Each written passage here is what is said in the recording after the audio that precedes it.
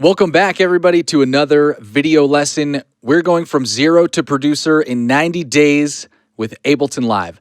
I'm your instructor, Torbjorn, and a big thanks to Ableton Live, as always, for extending that free trial of Ableton Live Suite version 10 for 90 days. While we're all in quarantine, we can stay productive and creative.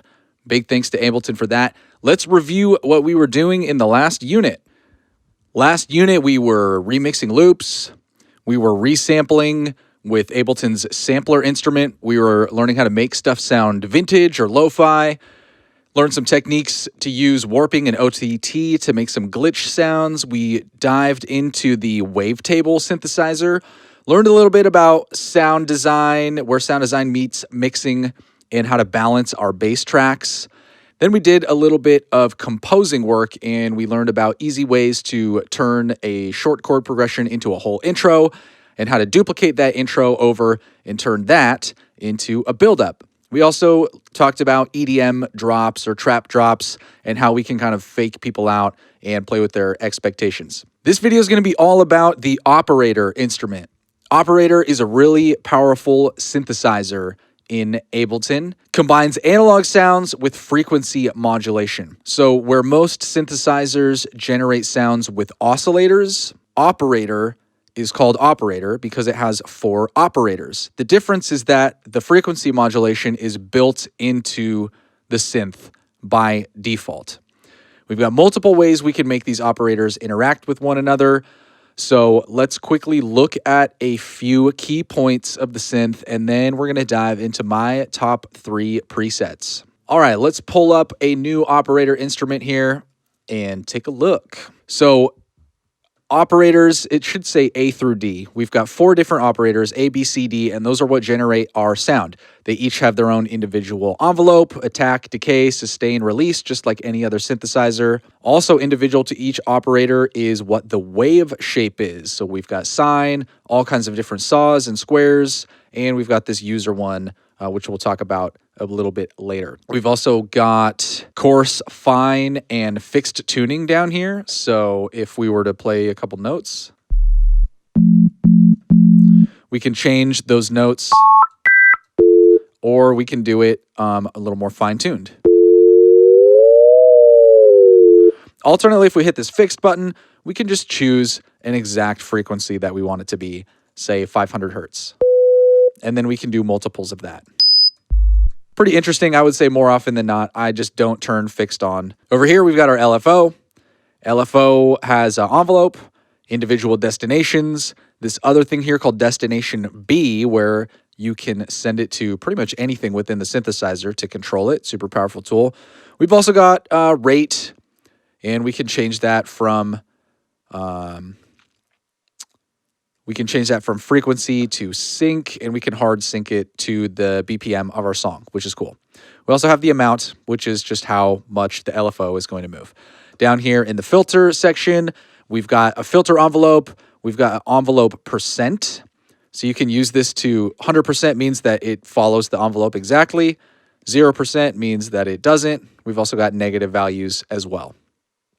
We've got a shaper here in our filter. Just like some of the other filters in instruments in Ableton, we can use these to achieve some clipping, added distortion and saturation, which is quite cool. We've also got the frequency of our filter and the resonance of our filter, pretty similar to the auto filter or any of the other synths that we've used. Next up, we've got pitch envelope. We've got attack, decay, sustain, and release for the pitch. We can tell it what destination it should affect. Destination B as well. So that pitch envelope can be an extra envelope that affects one of those parameters. Glide, really important, is also on this page. I'll give you an example of glide. I'm going to set this down to 1 voice, and while I'm playing 1 note, I'll start playing a 2nd note. And instead of, if glide was off, it stops 1 note and starts the next one. Glide glides the pitch, or has the pitch gradually go up or down into the note that follows. Really great for bass sounds, can be cool for chords as well. Down here in the global section, this is probably like the most important thing to know about operator, because this is the algorithm up here at the top. Each one of these are color-coded in coordination with the colors of the different operators. And we got all the way here to the left where they all affect each other in a linear fashion. We split them up accordingly. C and D are parallel in this situation. A couple different versions, some Tetris shape things. You don't necessarily need to know exactly how each one of these works, but just know that you can change your sound a lot by affecting these things.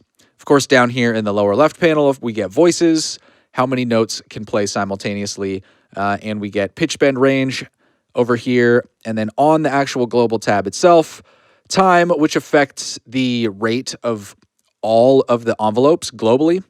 Tone, which gets rid of some of the really, really high frequencies that are generated. A lot of stuff to know about operator, but once you know what each individual thing does by starting small, like we're going to do here, you'll be able to pick it up really fast and just know that each little panel here is how you're getting to those specific parameters in the middle. All right, let's look at preset number 1, Vibrato 808. So this is an 808 with a big punch up front, and then it's got some subtle motion as it sustains. Here's what it sounds like.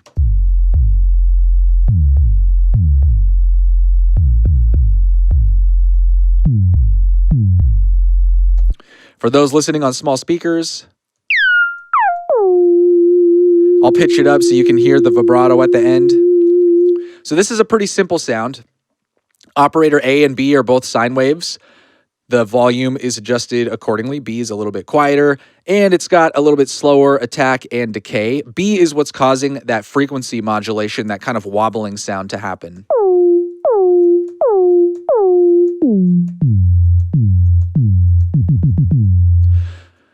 LFO is controlling the pitch of A and B, and it's got a long attack. So the LFO is what's causing the vibrato, but it takes about 900 milliseconds for it to start causing vibrato. And I've synced that to an eighth note with a very small amount of 9%. Down here on the pitch envelope, something pretty subtle. We're just causing a little bit of pitching to happen over that 600 milliseconds. Down here on the global section, we've just set it to one voice. We only want one note to play at a time, and that's pretty much it. Just a few twiddles of some knobs, and we can get a really, really impactful 808. All right, moving on. Number 2.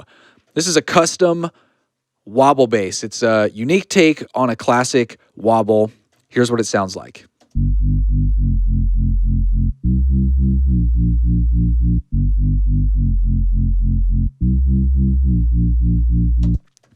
All right, so let's look at what it is. Operator A, B, and C are all sine waves, except for operator C is pitched up a little bit. Coarse up to 2, fine up to 500. The LFO, we're not using any of destination A. We're only using it to adjust the volume of destination B. That's what's causing that frequency modulation to wobble. That actually gives it the wobble sound. Again, we're syncing it to an eighth note and just turn the amount up all the way. For the filter, I'm pretty sure all I did was just pull it down. And changed this filter type, though we didn't actually drive anything into it, so the filter type might not matter. But a little bit of resonance here, so we're kind of pushing that frequency that is being frequency modulated. That's kind of causing those overtones, emphasizing that a little bit. -2 semitones on the pitch envelope. That's what causes it to pitch up into the note.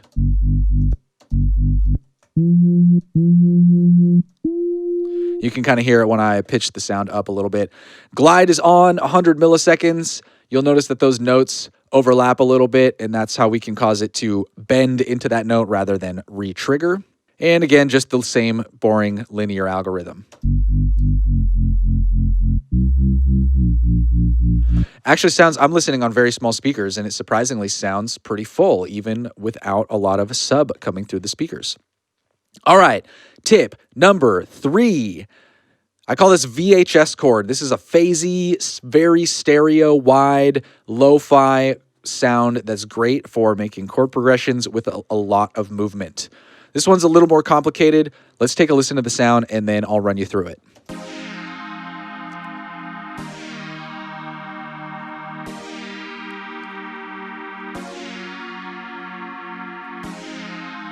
Kind of has like a 80s vibe, a retro vibe, Stranger Things vibe. Would be great for some synthwave, some vaporwave, maybe even some future bass. All right, let's run through it. Operator A and B are both sine waves. Operator B pitched up a little bit with the coarse and the fine tune.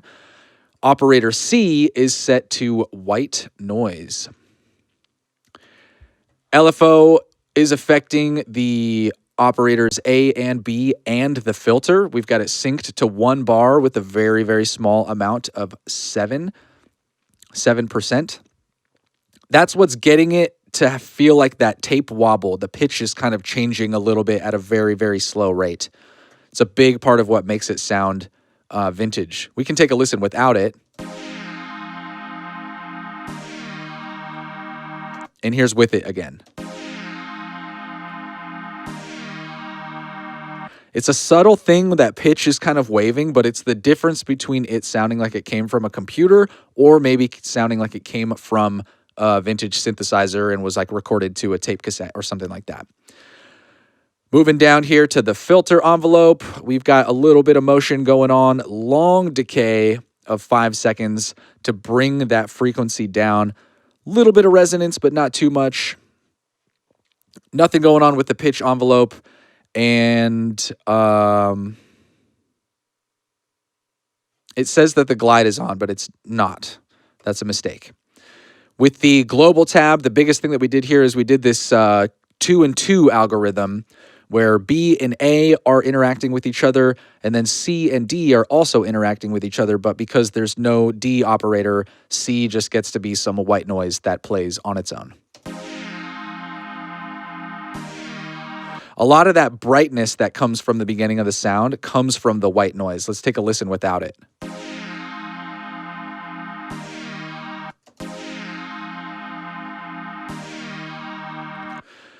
Some of these things might not seem like really, really big differences. Even the subtle things can make a big difference, musically speaking. So that extra little brightness, that pew sound, can be a really, really cool thing. Those are my top 3 sounds. Let's take a listen to them all together in a track.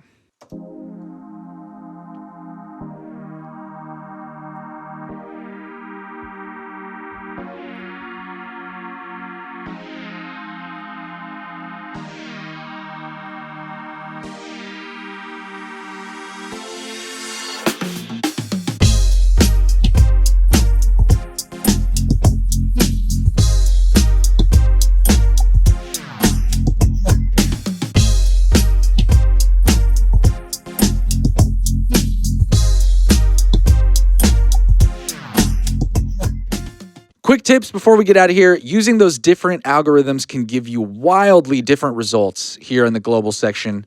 Destination B. We've got this here in our LFO, Destination B, and we've got it in our pitch envelope. Destination B really is a great way to customize your sounds with a lot of finite detail. Put that LFO on a parameter that doesn't normally get an LFO, or put that envelope on something that normally doesn't have an envelope on it, and all of a sudden you can make some really, really cool custom sounds that way. Trying different waveforms as well is really important. You've obviously got this whole menu here, but the user waveforms are really, really cool. All you got to do is switch it to wave, and you can start drawing some stuff, and it's really cool down here. Ableton gives you kind of an example of what that shape looks like. So obviously, one line here just gives us a sine wave. We can add a couple harmonics, and you can see how it starts to change the shape of that wave. Add some stuff up here on the top, and it starts to really change the wave. And also just drawing while something's playing can be a really cool way to hear it.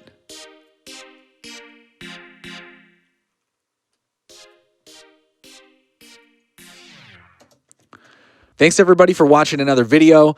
Hopefully you got some good insight here into what an awesome synth operator is, and how with just twisting a couple knobs or changing a couple parameters can give you some like really, really cool sounds really quickly. So recreate those presets, move a couple knobs around to get a feel for what is changing what part of the sound, and just have some fun. Stay productive, stay creative. Thanks again to Ableton for extending the free trial so we can stay making beats and having a good time. And hopefully you are having a good time, and hopefully you are making a lot of beats. Until the next video, peace out.